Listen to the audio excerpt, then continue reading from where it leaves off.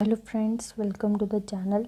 तो हम कर रहे थे SCMP का चैप्टर नंबर 8 और उसके हमने 3 क्वेश्चंस कर लिए थे। तो ये पार्ट 2 है, इसके हम आगे के क्वेश्चंस करते हैं TYQ के।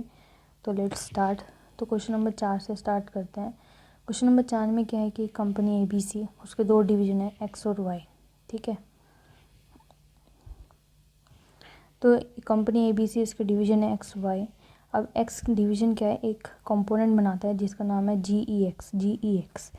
तो ये क्या करता है, ये डिवीज़न Y को भी देता है और एक्सटर्नल कस्टमर्स को भी देता है। ठीक है, तो डिवीज़न Y को ये 50 रुपये में देता है पर यूनिट और एक्सटर्नल कस्टमर को भी ये 50 रुपये पर यूनिट में देता है। ठीक है, तो एक्सटर्नल कस्टमर को जब भी देता है तो इसे सेलिंग एंड डिस्ट्रीब्यूशन कॉस्ट भी आती है, पर जब ये अपने डिवीज़न को देता है, मतलब डिवीज़न वाई को देता है, तो उसमें सेलिंग एंड डिस्ट्रीब्यूशन कॉस्ट इसे इंकर नहीं करनी पड़ती। ठीक है, अब डिवीज़न वाई को अपना एक प्रोडक्ट बनाने में ये इसके 2 यूनिट्स लगते हैं जैक्स से। ठीक है, 2 यूनिट लगते हैं, तो मतलब इसको एक प्रोडक्ट के लिए कितनी रिक्वायरमेंट है, 2 units of Jacques.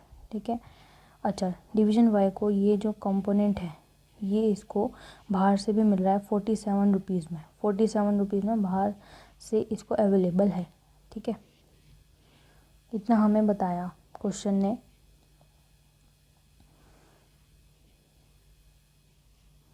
Now x की एनुअल कैपेसिटी 5 लाख जैक्स बनाने की है। वाई की कैपेसिटी अपने प्रोडक्ट की 1,50,000 यूनिट्स बनाने की है, मतलब वाई की डिमांड कितनी हो गई, 3 लाख यूनिट्स ऑफ जैक्स। ठीक है, 3 लाख यूनिट्स ऑफ जैक्स।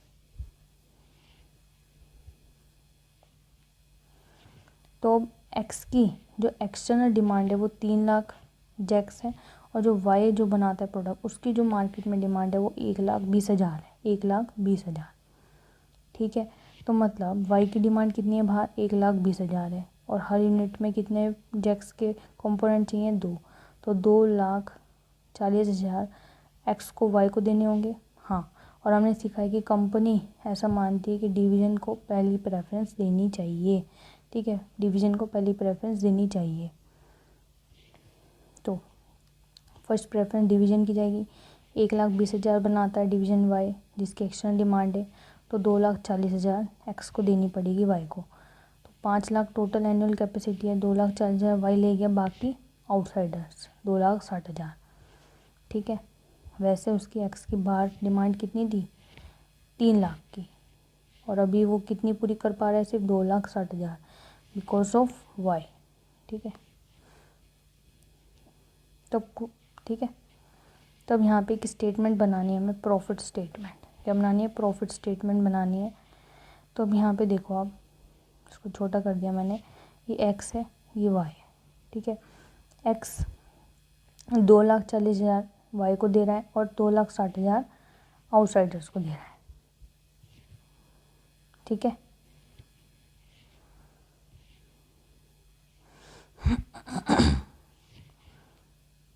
तो हमें हमसे पूछा है कि आप प्रॉफिट स्टेटमेंट बनाओ of each division and the company as a whole. ठीक है, और फिर इम्पैक्ट एनालाइज करो of each division and the company as a whole if division y accept the offer of a new supplier. अगर division y बाहर के supplier का offer accept कर लेती है, दैट इज़ जो हमने ये वाला डिस्कस किया, ये वाला, फिर प्रॉफिट स्टेटमेंट बनाना। तो अभी हमें प्रॉफिट स्टेटमेंट बस इसी को ध्यान में रखते हुए बनाना है, एंड जो सेकंड बनाएंगे वो इसको ध्यान में रखते हुए भी बनाएंगे। ठीक है, तो सारी डिटेल हमें क्वेश्चन में दी हुई है। देखो, सबसे पहले हम क्या करेंगे, 50 रुपये में बेचता है। ठीक है, जो कि हमें क्वेश्चन ऑलरेडी दे रखा है, ये 180 में बेचता है। मटेरियल 12 रुपये का लगता है, 16 रुपये की लेबर, मटेरियल ओवरहेड 2 रुपये का, and selling and distribution cost आती है 4 रुपये, वो भी सिर्फ आउटसाइड कस्टमर्स के लिए। आउटसाइड सेल पे सेलिंग एंड डिस्ट्रीब्यूशन आएगी, यहाँ पे नहीं आएगी, बाकी इसी सिमिलर है। अब वाई क्या है, वाई के लिए भी हम ऐसे लिखेंगे ये सब चीज़ें। यहाँ पे 100 रुपये क्यों रखा, क्योंकि एक प्रोडक्ट के लिए 2 कंपोनेंट चाहिए ना, इसलिए 50 50 multiply 2 is equal to 100। Okay, तो देन कॉन्ट्रीब्यूशन आ जाएगी। कंट्रीब्यूशन को आप यूनिट से मल्टीप्लाई करोगे, 2,60,000, यहाँ पे 2,40,000, यहाँ पे 20। तो ये क्या आ गई, कंट्रीब्यूशन आ गया। कंट्रीब्यूशन से माइनस क्या करते हैं, एनुअल फिक्स्ड कॉस्ट माइनस करते हैं। यस, तो फिक्स्ड कॉस्ट माइनस करेंगे, जो कि क्वेश्चन हमें दिया हुआ है।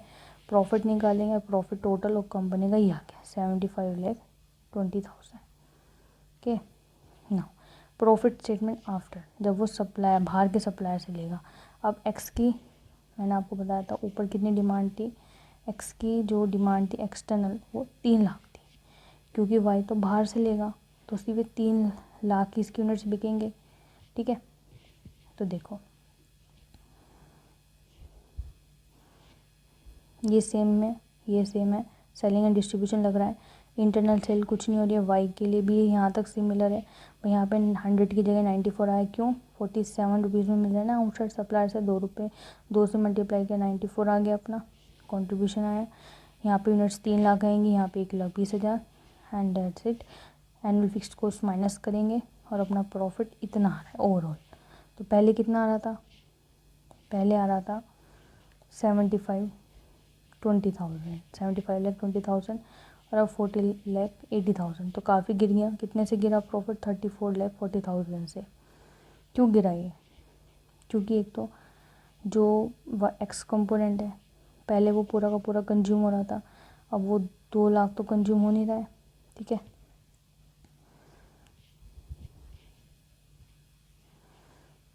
तब यहाँ पे देखो आप, ऊपर से जो सामान 30 रुपये का मिल रहा था इंटरनली, कैसे 30 रुपये का, कैसे देखो एक्स है, कंपोनेंट जेक्स बनाने में उसे कितना खर्चा लगता है उसका, देखो 12 रुपये का मटेरियल, 12 रुपये की लेबर लगती है, 16 रुपये का मटेरियल मैन्युफैक्चरिंग ओवरहेड, और क्या लगता है, 2 रुपये की सेलिंग एंड डिस्ट्रीब्यूशन कॉस्ट। तो ये 30 रुपये आ गए, ये हो गया ना 30 रुपीज़। तो जो एक्स डिवीज़न था उसे कंपोनेंट जेक्स बनाने में सिर्फ इतना ही खर्चा आ रहा था, और वाई इसी चीज़ के लिए बाहर 47 रुपीज़ दे के आ रहा है। कितने यूनिट्स पे, 2,40,000 यूनिट्स पे। ठीक है, तो एक तो यहाँ पे नुकसान है, ऊपर से यहाँ पे ये प्रॉफिट डिफाइन हो रहा है, एक्स्ट्रा कंट्रीब्यूशन। ये किसके लिए आ रहा है, ये एक्स के लिए आ रहा है, क्योंकि सुनना ध्यान से, एक्स 5 लाख यूनिट्स बनाता है, 2 लाख चल रहा, पहले वो वाई को दे रहा था 2,60,000 आउटसाइडर्स को। अब यहाँ पे 40,000 कम दे रहा था बिकॉज ऑफ वाई, क्योंकि वाई की डिमांड पे उसे पहले पूरी करनी थी। 40,000 यहाँ पे कम जा रही थी यूनिट्स आउटसाइडर्स को, तो वहाँ से कंट्रीब्यूशन आने लगा, क्योंकि हमारे यूनिट्स बच गए, वाई को नहीं दे रहे हम यहाँ पे, इसलिए। तो कंट्रीब्यूशन कितना था, 16 रुपये का निकाला था हमने, देखो ये रहा। ठीक है, तो वहाँ से कंट्रीब्यूशन आ रहा है। तो जो नेट लॉस आ रहा है कंपनी को, वो 34,40,000 का है। आई होप आपको समझ में आया होगा, ये वाला समझ में आया ना आपको, कि जो चीज़ घर में 30 रुपये की पड़ रही है वो मार्केट से आप 47 की लेके आ रहे हो, तो ऑफकोर्स लॉस तो होगा ही होगा। बेनिफिट बस इतना सा है कि जहाँ आउटसाइडर्स को 3 लाख की डिमांड थी और 2,60,000 ही दे पा रहे थे, तो 40,000 का और कंट्रीब्यूशन आ रहा है। ठीक है ना, फिर इन्होंने हमसे आगे पूछा कि गोल कंग्रेंस को प्रमोट करने के लिए हमें क्या करना चाहिए, गोल कंग्रेंस को प्रमोट करने के लिए हमें क्या करना चाहिए, हमें ये बताना है। ठीक है,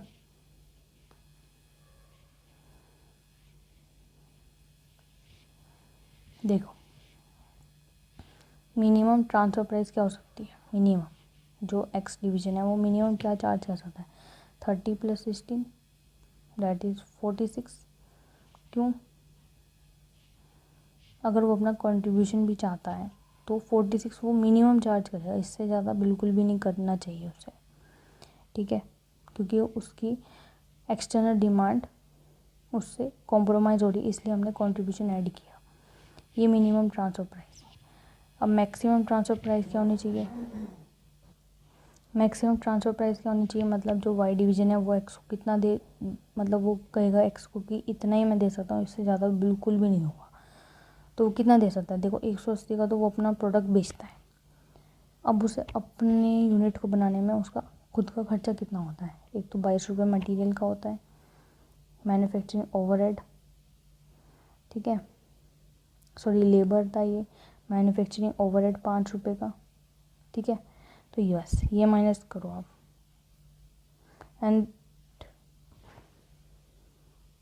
2 रुपये की सेलिंग एंड डिस्ट्रीब्यूशन। 22 रुपये किसके हैं? ये मटेरियल के हैं, 13 रुपये लेबर के हैं, 5 रुपये सेलिंग एंड डिस्ट्रीब्यूशन है, सॉरी मैन्युफैक्चरिंग ओवरहेड है, और 2 रुपये सेलिंग एंड डिस्ट्रीब्यूशन है।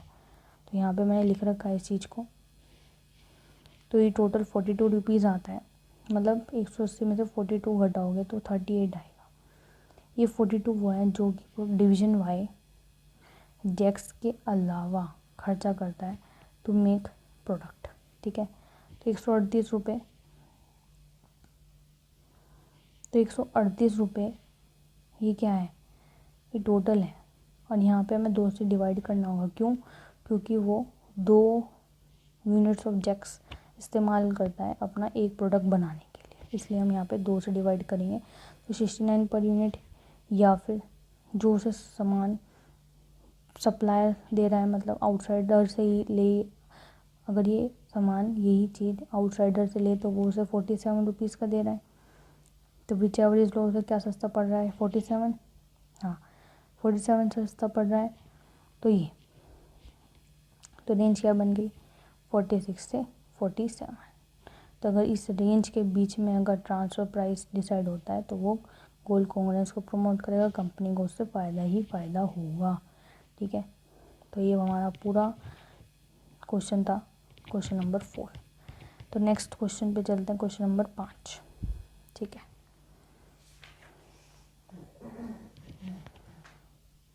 क्वेश्चन नंबर 5 बोलता है कि एक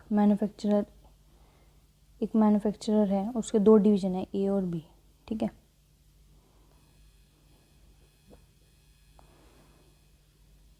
अब डिवीज़न बी जो है वो एक कंपोनेंट बनाता है, वो डिवीज़न ए को भी देता है और एक्सटर्नल कस्टमर्स को भी देता है। उसकी एनुअल कैपेसिटी 1 लाख यूनिट्स बनाने की है, 1 लाख यूनिट्स, ठीक है। और एक्सटर्नल कस्टमर को 4,000 रुपये में देता है, और इस कंपोनेंट बी बनाने का जो उसका वेरिएबल कॉस्ट आती है वो 2750 आती है, ठीक है, 2750। फिर हमें क्वेश्चन ने बताया कि उसकी टोटल सेल 36 करोड़ की है, उसमें से जो एक्सटर्नल कस्टमर को देता है वो 20 करोड़ की देता है, तो 20 करोड़ की वो सेल करता है, और सबसे 4,000 रुपये पर यूनिट चार्ज करता है। तो कितने यूनिट सेल करता है? 50,000 यूनिट सेल करता है। तो 50,000 यूनिट्स बैलेंसिंग फिगर वो अपने अपने अपने दूसरे डिवीज़न को देता होगा, बिल्कुल, ठीक है, ठीक है, ऐसा है।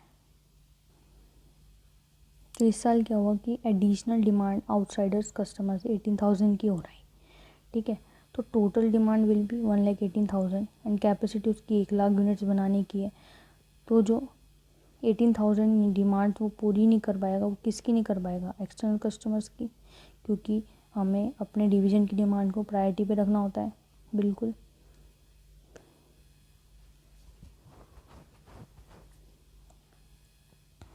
तो अब क्या होगा, अब कैसे चार्ज होगा? देखो एक्सटर्नल कस्टमर से तो हम 4,000 रुपये चार्ज करेंगे 50,000 यूनिट्स पे, इंटरनल कस्टमर्स पे क्योंकि 18,000 यूनिट ऐसी हैं कि अगर हम ये डिवीज़न बी ना होता तो हम आउटसाइडर कस्टमर्स को बेच देते हैं, ठीक है। 18,000 यूनिट्स ऐसे हैं कि एडिशनल डिमांड आई, तो अगर ये डिवीज़न ए ना होता तो हम आउटसाइडर कस्टमर को बेच देते और अपना जो कॉन्ट्रीब्यूशन होता हम वो सारा ले लेते, ठीक है। तो इसलिए हम 18,000 यूनिट्स पे तो टोटल मतलब टोटल सेल प्राइस चार्ज करेंगे, that is variable cost plus contribution, और 32,000 यूनिट्स पे हम चार्ज करेंगे सिर्फ और सिर्फ वेरिएबल कॉस्ट। तो इससे हमारा एक वो आ जाएगा, सेलिंग प्राइस क्या है, यहाँ पे 20 करोड़, यहाँ पे 8.8, यहाँ पे 7.2, ठीक है। अब गोल्ड कॉन्ग्रेंस को प्रमोट करना है हमें, तो मिनिमम प्राइस तो यही होगा 2750 और ये 4,000, ठीक है। As division A enjoy 1,250 on per unit. Division A है रिसीविंग डिवीज़न, बी है डिवीज़न ए है रिसीविंग डिवीज़न और डिवीज़न बी है वो सप्लाइंग डिवीज़न है। तो डिवीज़न ए को जो सामान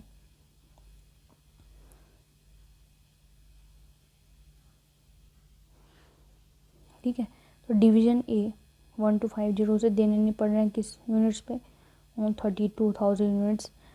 ठीक है, तो यहाँ पे जो ये प्रॉफिट शेयरिंग है ये इसको डिवीज़न बी के साथ करनी चाहिए, तभी तो आपस में सब आपस में मिलजुल के रहेंगे, गोल प्रमोट होगा कंपनी का। और डिवीज़न बी आगे से फिर हेजिटेट नहीं करेगा कोई भी एक्स्ट्रा यूनिट्स सप्लाई करने से डिवीज़न ए को, एंड मोटिवेट रहेगा। ठीक है, तो जिसने 1250 पर यूनिट का प्रॉफिट कमाया किसने, डिवीज़न ए ने, वो उसको किसके साथ शेयर करना चाहिए, बी के साथ। ठीक है, एंड नंबर 3 है कि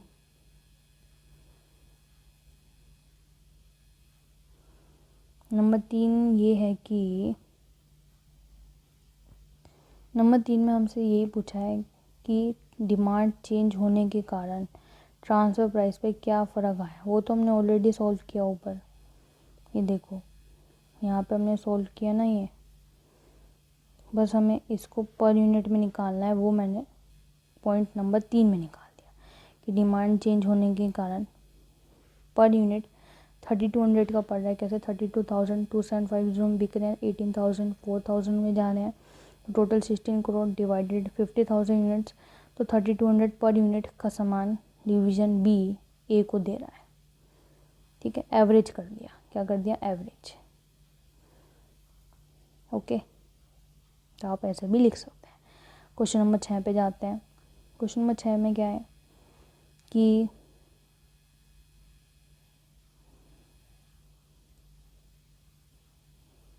एक जीएल लिमिटेड कंपनी है, इसके 2 डिवीज़न इलेक्ट्रिकल और हाउस होल्ड।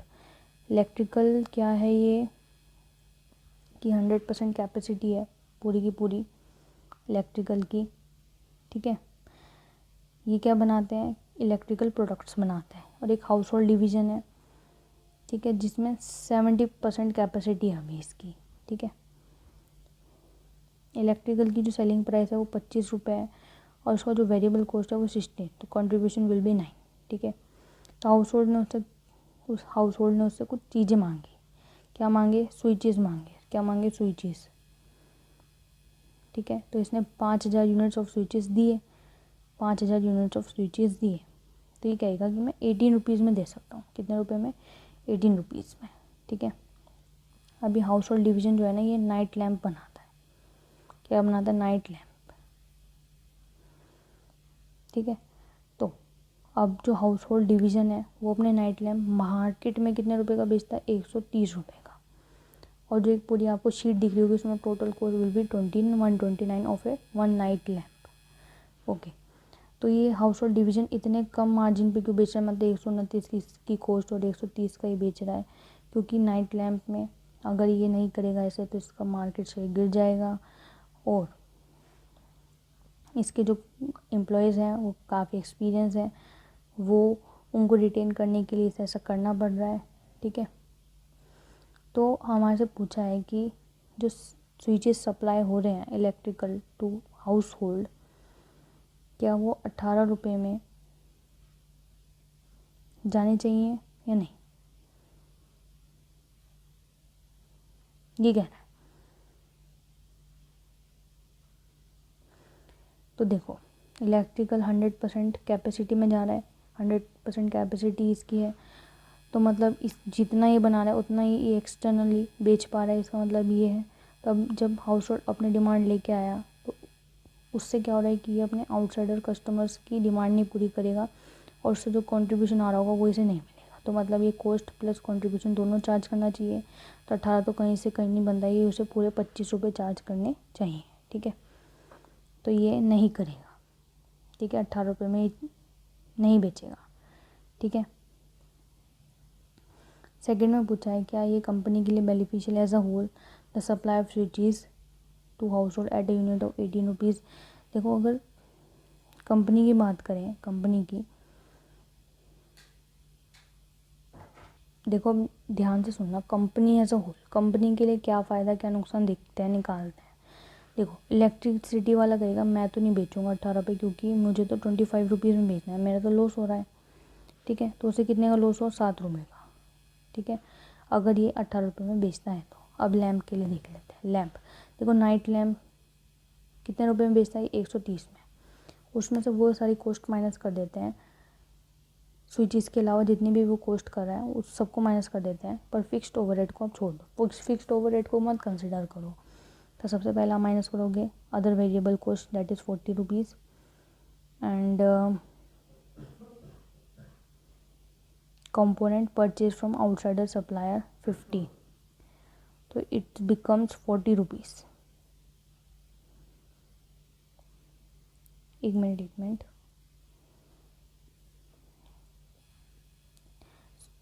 रुक जाओ, यहाँ पे हमें लैंप में देखना है कि अगर ये 18 रुपीज़ में से मिल जाता है स्विचेस, तो इसका क्या प्रॉफिट आना चाहिए। 130 रुपये में अपना लैंप बेचता है, 18 रुपये में स्विचेस खरीद के लेके आया, 50 रुपये का एक कॉम्पोनेंट है, अदर वेरिएबल कॉस्ट 40 रुपये की है, और फिक्स्ड ओवरहेड को छोड़ दो, तो जो प्रॉफिट आएगा वो नेट में 22 रुपीज़ का आएगा। फिक्स्ड ओवरहेड को क्यों नहीं लेना है, फिक्स्ड ओवरहेड तो वैसे भी खर्चे होना है, फिक्स्ड ओवरहेड तो वैसे भी खर्चा होना है, तो इसका कोई संबंध नहीं है यहाँ से, इसलिए फिक्स्ड ओवरहेड को इग्नोर करके चलना होता है हमें। तो 22 रुपीज़ का प्रॉफिट आया किसी लैम्प को, तो नेट में प्रॉफिट कितना आया, 22 minus 7 is equal to 15 rupees का, और कितने यूनिट सेल करेगा, 5000। तो नेट बेनिफिट कंपनी का जो 75,000 का आ रहा है, तो कंपनी तो कहेगी भाई कर लो, पर इलेक्ट्रिसिटी वाला मना करेगा, लैंप वाला हाँ करेगा। ठीक है,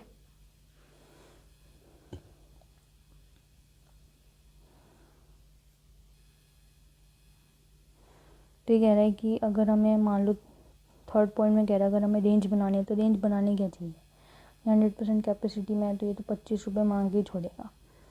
मैक्सिमम ये कितना दे सकता है, मैंने अभी आपको बताया 130 में से आप वो सारे खर्चे माइनस कर दो स्विचेस के अलावा, तो 50 रुपये माइनस 40 रुपये, बिकम नेट इज़ 40।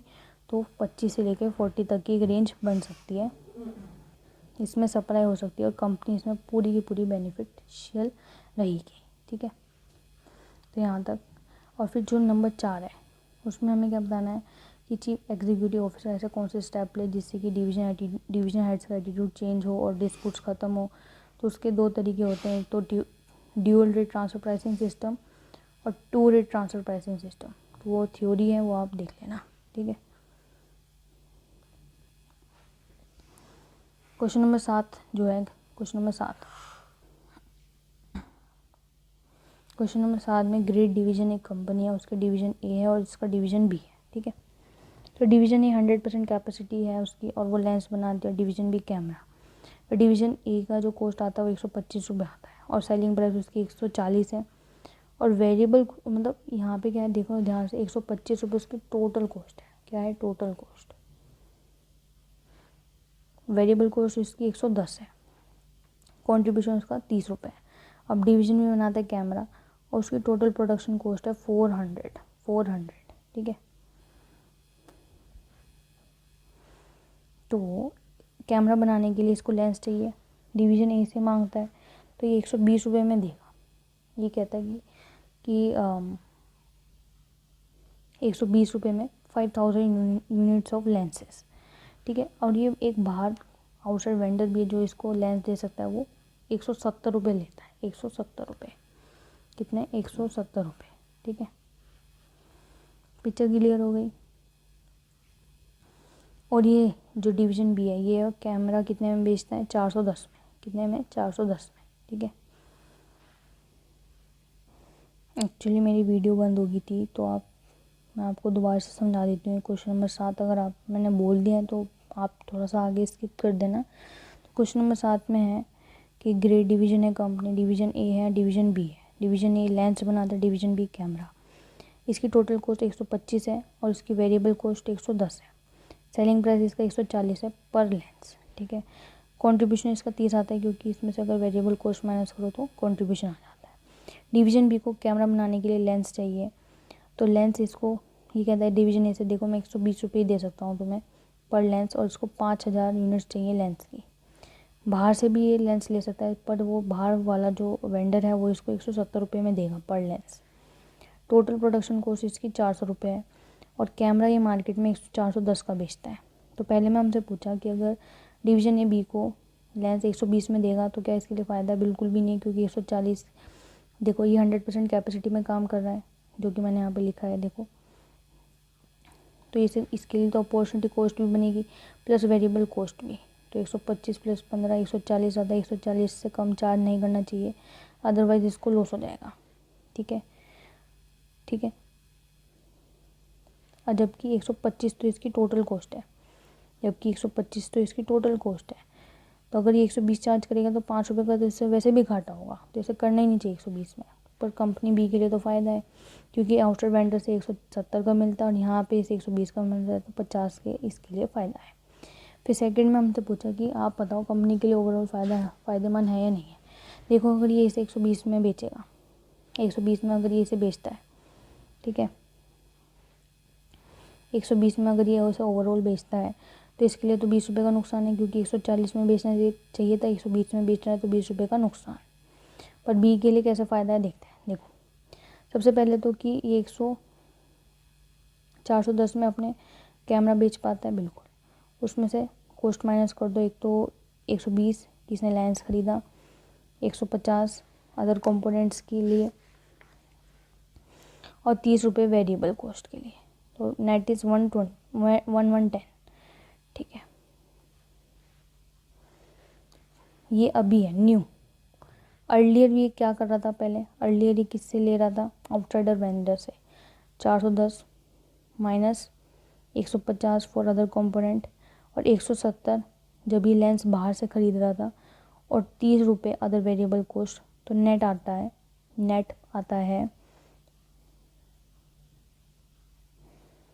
60 रुपीज़। ठीक है, 60 रुपीज़ आता है। तो यहाँ 60 रुपीज़ से कितने रुपए बढ़े? 50 रुपये बढ़े। पहले तो 60 रुपये का तो प्रॉफिट आ ही रहा था ना, अब कितने का आ रहा है? 110 का। तो नेट कितने का बढ़ा? 50 का फॉर डिवीज़न बी। और कंपनी के लिए एज अ होल कितना प्रॉफिट बढ़ा? 30 रुपये। कैसे? 50 माइनस 20, 50 माइनस 20 कैसे आया ये 50? कि देखो, डिवीज़न बी पहले लेंस किसी न किसी से ले रही होगी, आउटसाइडर वेंडर से ले रही होगी, वो उसको कितने रुपए में दे रहा था? 170 में। ठीक है, तो उससे इसे प्रॉफिट 60 रुपये का आ रहा था। अब ये अगर डिवीज़न ए से ले रहा है 120 में, तो इसका प्रॉफिट 110 का आ रहा है। तो नेट प्रॉफिट कितना आ रहा है? वो आ रहा है 50 रुपये का डिवीज़न बी को, और डिवीज़न ए को लॉस कितना आ रहा है? 20। तो नेट बेनिफिट कंपनी को कितना आ रहा है? 30। कितने यूनिट्स पे? 5000 यूनिट्स पे। ठीक है, तो हमने कंपनी के लिए निकाल दिया ये। फिर क्या कंपनी को इंटरनल डिविजनल ट्रांसफ़र करना चाहिए या नहीं करना चाहिए? करना चाहिए कि नहीं करना चाहिए? देखो, इसे मिनिमम 140 में बेचेगा ये वेरिएबल कॉस्ट प्लस कंट्रीब्यूशन, और ये मैक्सिमम कितने में लेगा? देखो, 410 ये मार्केट प्राइस इसका कैमरा सेल करने का, 150 इसके अदर कंपोनेंट की कॉस्ट है, 30 इसकी लेबर की कॉस्ट है। तो ये 230 रुपये मैक्सिमम दे सकता है किस चीज़ के लिए? लेंस के लिए। और मार्केट में ये 170 रुपये में आउटसाइडर वेंडर दे रहा है। तो विच एवर इज़ लोअर? 170। तो रेंज जो 140 से लेके 170 तक 140 से लेके 170 तक लेंस सप्लाई होता है डिवीज़न बी को, तो कंपनी के लिए ओवरऑल बेनिफिशियल है।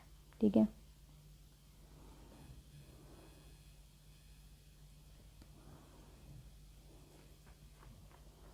अब कह रहे हैं कि ट्रांसफ़र प्राइसिंग मेथड बताओ जिससे कि डिवीजन ट्रांसफर्स मैनेजर्स जो हैं वो उनका एटीट्यूड बदले और वे थोड़े मोटिवेटेड रहें कि हमें इंटरनल ट्रांसफ़र करना है।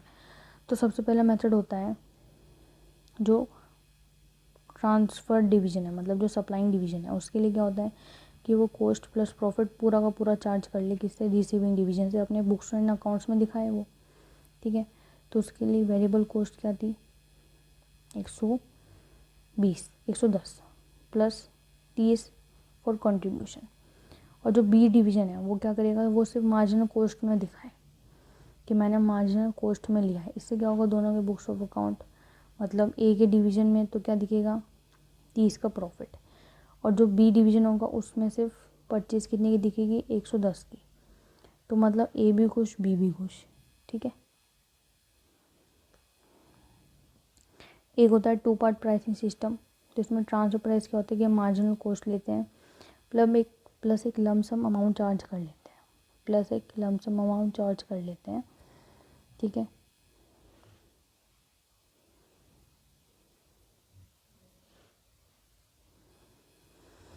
नंबर 5 में पूछा है कि अगर मान लो डिवीजन ए के बाद एक्सेस कैपेसिटी है तो फिर तो उसे कंट्रीब्यूशन नहीं लेना चाहिए, वो सिर्फ वेरिएबल कॉस्ट लेगा अपना। और यहाँ पे तो हमने मैक्सिमम ट्रांसफर प्राइस निकाली थी 170 की, तो हो गया ये भी, ठीक है।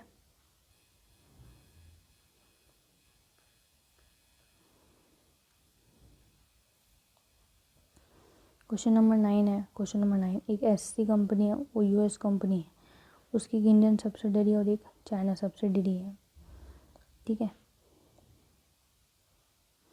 तो इंडियन सब्सिडरी को ना कुछ सामान चाहिए, तो एक वो चाइना सब्सिडरी से भी ले सकती है 1,50,000 यूनिट्स, तो वो इसको 30 येन में देने के लिए तैयार है।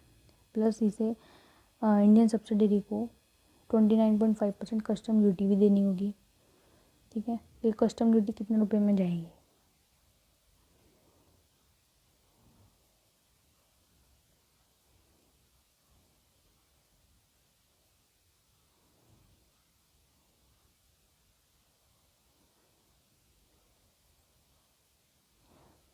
आगे देखते हैं।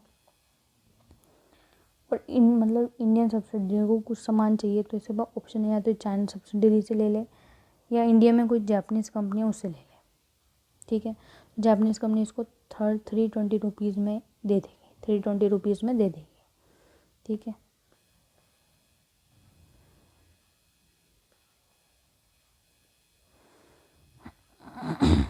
क्वेश्चन क्लियर है कि इंडियन सब्सिडरी को सामान चाहिए, दो ऑप्शन है, चाइना वालों के पास चले जाओ या फिर इंडिया में एक कंपनी है जापानीज़ के नाम से, वो इसको 320 रुपये में देने के लिए तैयार है। पर अगर ये चाइना से लेते हैं तो येन 30 रुपीज़ चार्ज करेंगे पर यूनिट का, प्लस इसे 29.5% कस्टम ड्यूटी देनी पड़ेगी। 29.5% ये किस चीज़ के ऊपर है? Value of the component purchase. तब देखो यहाँ पे थोड़ा सा आपको नीट एंड क्लीन नहीं है, तो समझ में आ जाएगा आपको। देखो 1,50,000 यूनिट चाहिए, चाइना वालों से इतने रुपए में लेंगे, 1,50,000 इंटू 30 प्लस 29.5% कस्टम ड्यूटी में देनी होगी, और फिर हमें इसको कन्वर्ट करना होगा येन टू रुपीज़ में। तो 9.8 लेंगे, जो आगे आपको नीचे टेबल में दिख जाएगा। येन को कन्वर्ट कैसे करें रुपीज़ में, तो इनसे हम 9.8 से मल्टीप्लाई करेंगे, क्योंकि एक येन में 9.8 रुपीज़ आते हैं और ये येन में फिगर आएगी, इसलिए हमें रुपये में कन्वर्ट करना होगा। तो ये फिगर आ गई रुपीज़ में, ठीक है।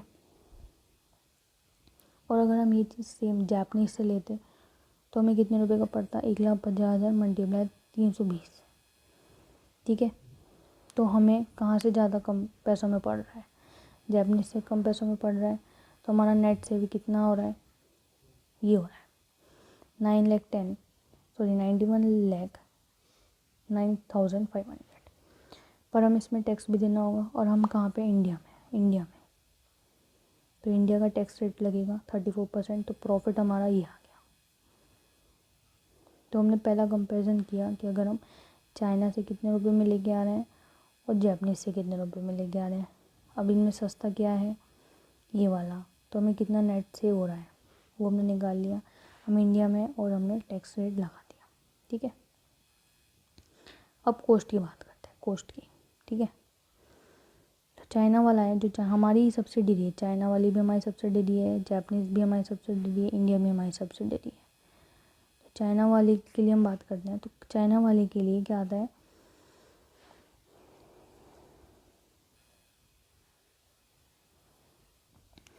अब चाइना के लिए यही लिखा है कि अगर ये इंडियन को सामान नहीं देगी ना,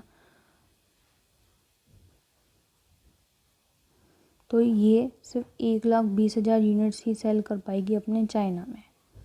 तो मतलब 30,000 यूनिट्स ही कम सेल कर पाएगी, बिल्कुल, ठीक है। अगर ये इंडिया सब्सिडरी को नहीं दे पा रही 1,50,000 यूनिट्स, मतलब इंडिया सब्सिडरी से नहीं लेती है, तो इसकी सारी यूनिट्स नहीं बिकेंगी, इसकी सिर्फ 1,20,000 यूनिट्स ही बिकेंगी, ठीक है, ओके। ठीक है। तो ये कितने रुपए में बेच पा रहा है? 9.8 में। तो 1,20,000 यूनिट्स हैं।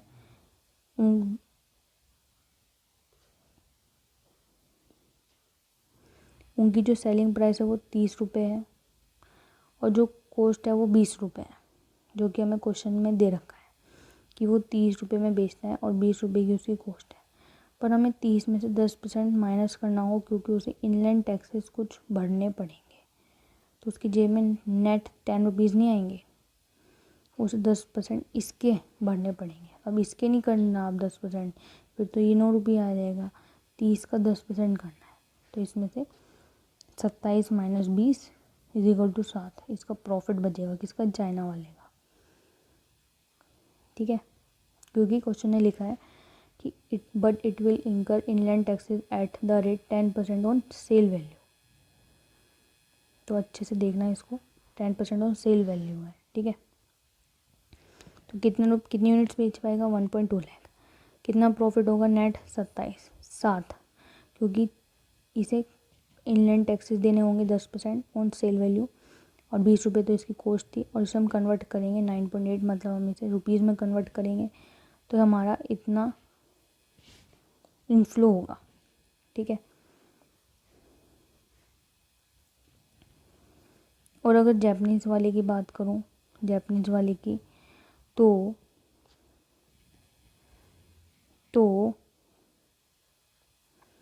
सेम जापानीज़ वाले को तो कोई इनलैंड टैक्सेस नहीं देने हैं और 1.5 लाख यूनिट वो बेच भी सकता है। 30 रुपये सेलिंग प्राइस, 20 रुपये वेरिएबल कॉस्ट, 9.8 से हम उसे मल्टीप्लाई करेंगे और अपना आंसर निकालेंगे। ठीक है, तो यहाँ पे 82,32,000 आ रहा था नेट, यहाँ पे 1,47 लाख आ रहा है।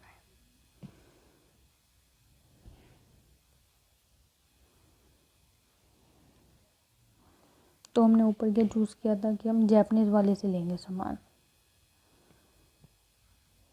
ठीक है, और कॉस्ट चाइना की इतनी आ रही है, जापानीज़ की इतनी आ रही है। चाइना की कॉस्ट कैसे? मतलब अगर हम ना लेंगे तो उसकी यूनिट्स चाइना में बिकेंगी और वो इतनी बिकेंगी और वो इतना इन्फ्लो कर पाएगा।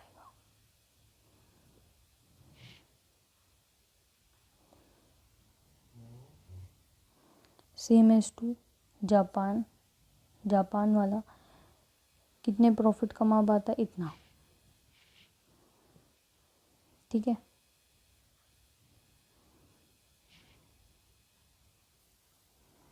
तो आपको यहाँ तक क्वेश्चन क्लियर है?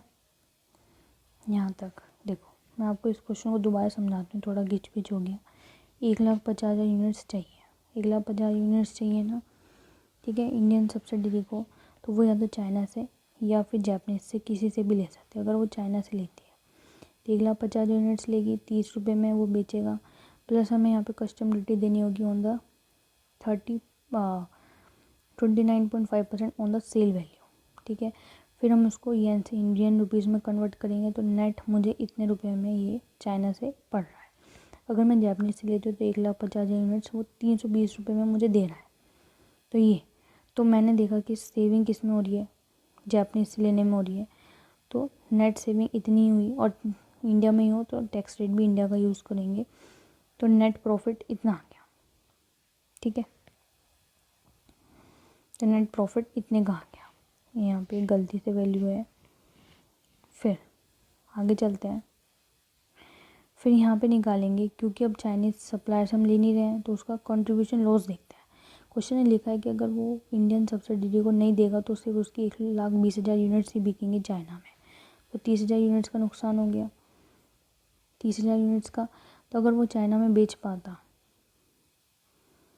30 माइनस 20, 10 का उसको फ़ायदा होता। पर इस 30 में भी एक ट्विस्ट है कि इन्होंने डाल दिया कि जो सप्लायर है ना चाइना में, उसको इनलैंड टैक्सेस बियर करने होते हैं 10% ऑन सेल वैल्यू।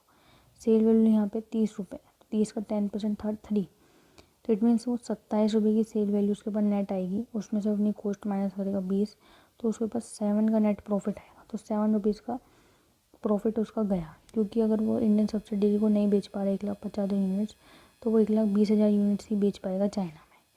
तो उसका कंट्रीब्यूशन इतना लॉस हो गया और उसको वो इंडियन रुपीज़ में मिलाने के लिए कन्वर्ट करेगा। तो ये नेट लॉस एंड लॉस पे टैक्स सेविंग होती है। 25% लेंगे चाइना में, तो नेट लॉस ये हो गया। ठीक है,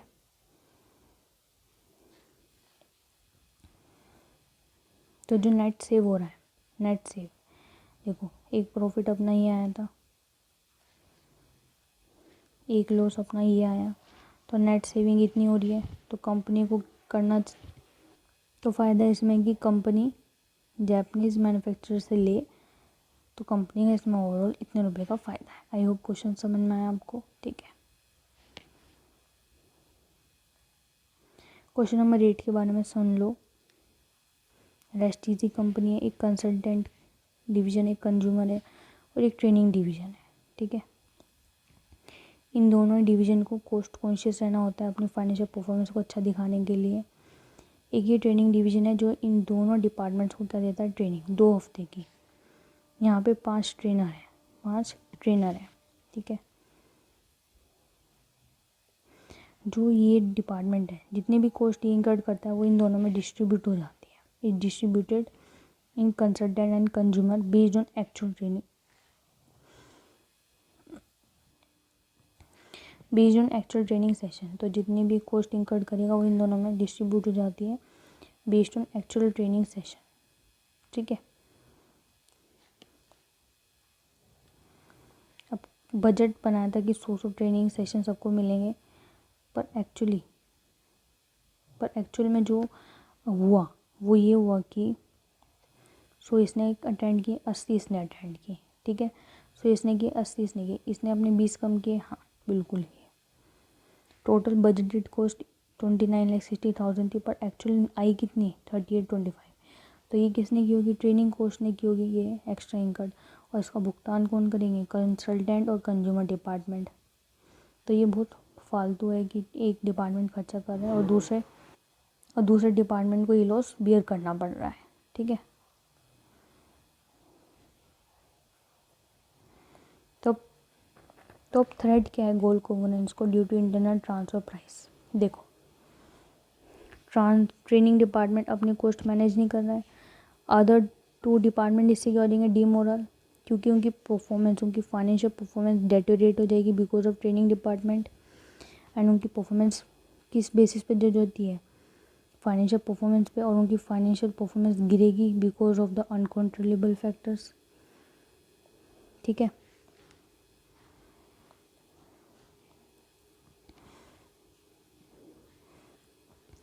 एंड कंसल्टेंट भी are heavy cost as comparison to consumer, क्योंकि कंज्यूमर सिर्फ 80 ट्रेनिंग सेशन ले रहा है, ये 100। तो ये तो क्या कह रहे हैं कि उसको कॉस्ट हम ज़्यादा एलोकेट करेंगे जो ज़्यादा ट्रेनिंग, जिसको ज़्यादा ट्रेनिंग दी जाती है। ठीक है,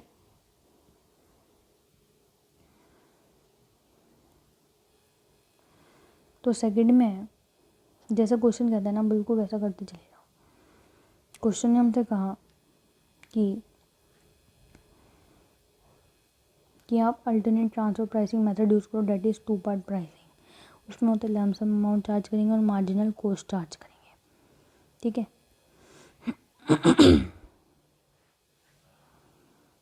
फिर उन्होंने कहा कि वेरिएबल और फिक्स्ड को बांट दो, खर्चे जितने भी हैं, उन्हें फिक्स्ड वेरिएबल में बांट दो। क्वेश्चन ने हमारी इतनी हेल्प की कि ये बताया कि वेरिएबल क्या है। वेरिएबल इन्होंने बताया कि वेरिएबल वो है कि जो इम्पैक्ट होते हैं by the number of training session. ठीक है,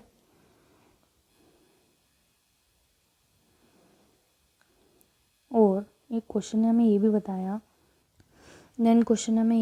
कि जितना भी बजट वाला खर्चा है उसको पकड़ो और उसको फिक्स्ड और वेरिएबल में डिवाइड करो। ठीक है, और एक बजट ट्रांसफर प्राइस निकाल दो, स्टैंडर्ड रेट निकाल दो फिक्स्ड कॉस्ट के लिए और वेरिएबल कॉस्ट के लिए। ठीक है, एंड ये कहा कि जो बजट फिक्स्ड कॉस्ट के लिए निकालोगे वो तो हमेशा अप्लाई करोगे, और जो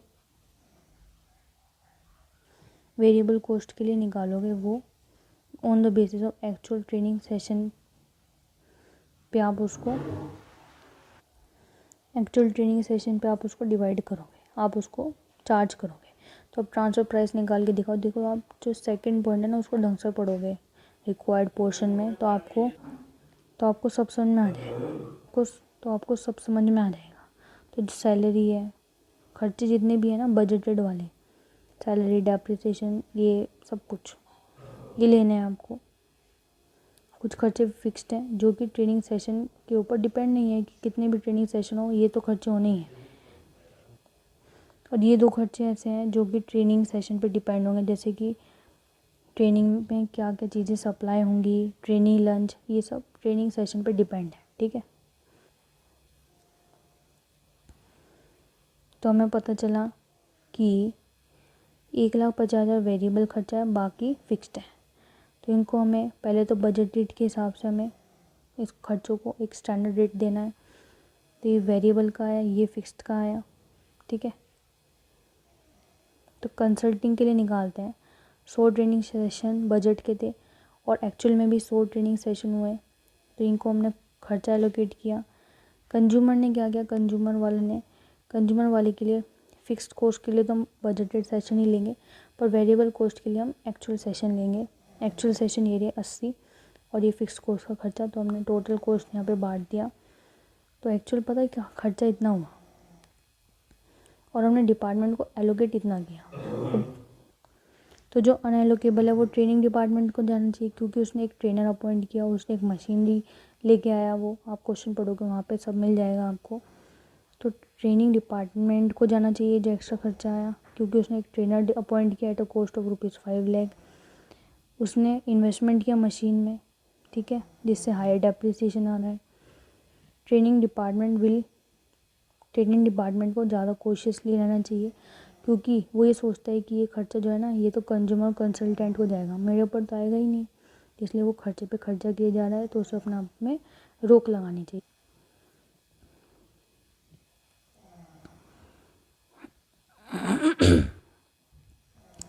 company should think outside vendor. एक आउटसाइड वेंडर भी है ट्रेनिंग देने के लिए, वो थोड़ा कम चार्ज करता है, क्योंकि वो पर सेशन के 12,000 रुपये लेता है। और जबकि अगर हम बजट रेट पे भी जाएँ तो बजट रेट में जो निकल के आ रहा था वो 14,800 निकल के आ रहा था। और अगर आउटसाइड वेंडर 12,000 के लिए देने के लिए तैयार है और क्वालिटी कॉम्प्रोमाइज़ नहीं होती है, तो हमें उससे ले लेना चाहिए, है ना। पर एक बात ये है कि अगर हम इंटरनली ट्रेनिंग करेंगे तो if in future more training session होंगे तो पर सेशन की कॉस्ट कम हो जाएगी, ठीक है।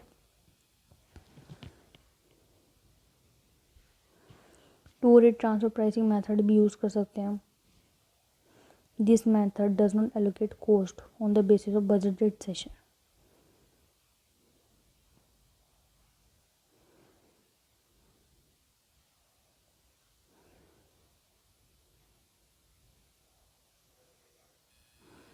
जैसे हमने क्वेश्चन के अकॉर्डिंग चले, तो क्वेश्चन ने हमें two rate transfer pricing method बताया, समझाया कैसे निकालना है सब कुछ।